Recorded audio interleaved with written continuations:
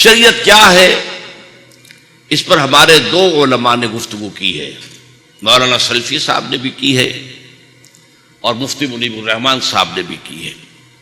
باریک سا فرق ہے، لیکن وہ اہل علم کے بحث کا موضوع ہو سکتا ہے گفتگو کا۔ قدر مشترک کیا ہے؟ اللہ کی کتاب اور رسول کی سنت صلی اللہ علیہ وسلم۔ یہ وہ بات ہے جو ہر مسلمان مانتا ہے، جانتا ہے، بچہ بچہ جانتا ہے۔ یہ وہ بات ہے جو ہمارے یہاں قرارداد مقاصد میں کہی گئی ہے، اللہ کی حاکمیت اور جو ہمارے پاس اختیار ہے اس کا استعمال قرآن اور سنت کے حدود کے اندر صحیح تعبیر۔ لیکن آج اس جلسے کے موضوع میں اس کو شامل کرنے کی ضرورت کیوں پیش آئی؟ اس کا ایک اصل سبب ہے۔ اس دور کے بہت بڑے بڑے فتنوں میں سے، اور وہ فتنہ کہ جو سب سے زیادہ پھیل گیا ہے، وہ انکار سنت کا ہے، استخفاف حدیث کا ہے۔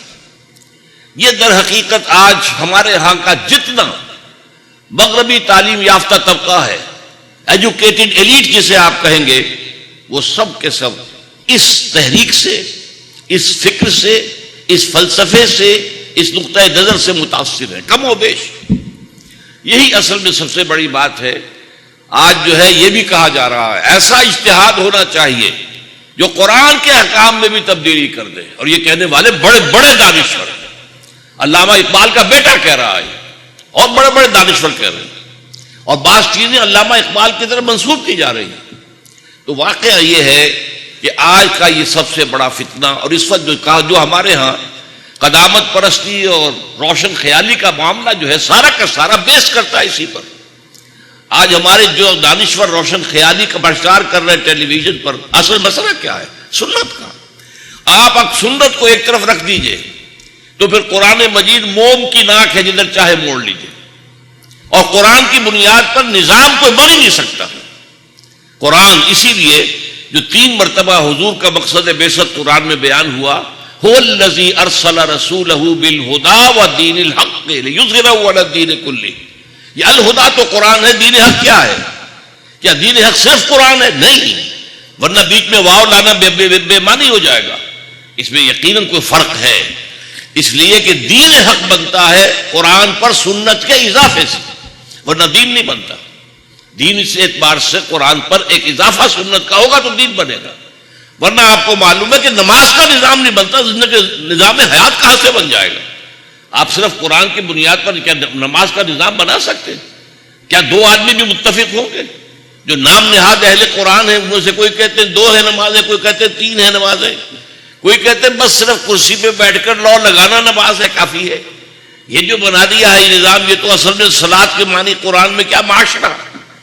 ایک صاحب سے میری ایک دفعہ گفتگو ہوئی، ویسے وہ بات ہے منگومری کی، وہاں کے وہ میونسپل انجینئر تھے وہ پرویزی، اب وہ لیکن بہت نیک آدمی، بہت صاحب کردار آدمی، اس کی شہرت تھی کہ بالکل رشوت نہیں لیتا، سب صحیح کام کرتا ہے۔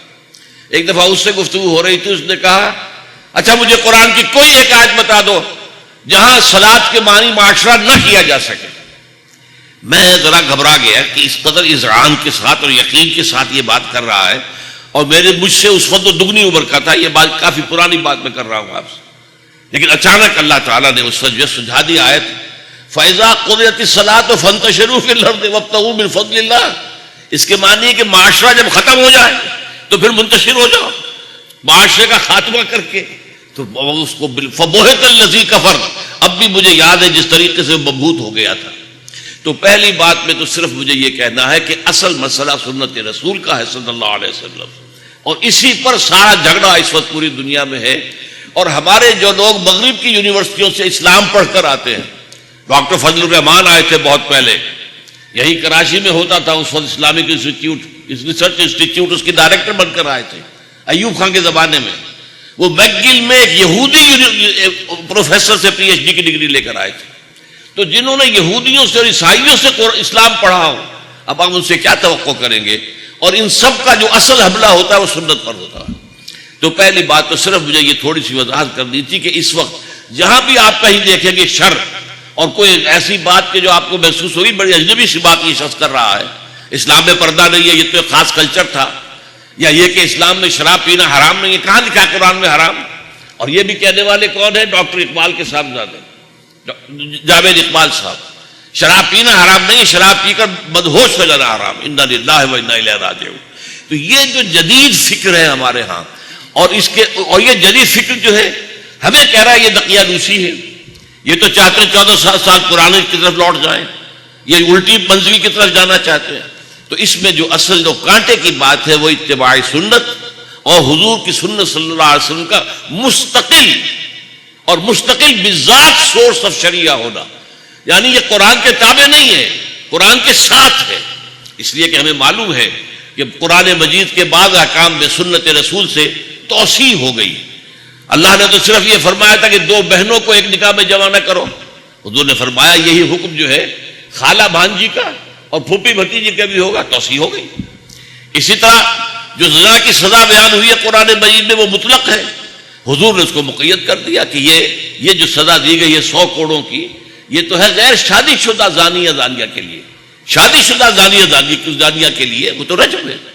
بہرحال پہلے سوال کے بارے میں تو صرف اتنا عرض کرنا تھا۔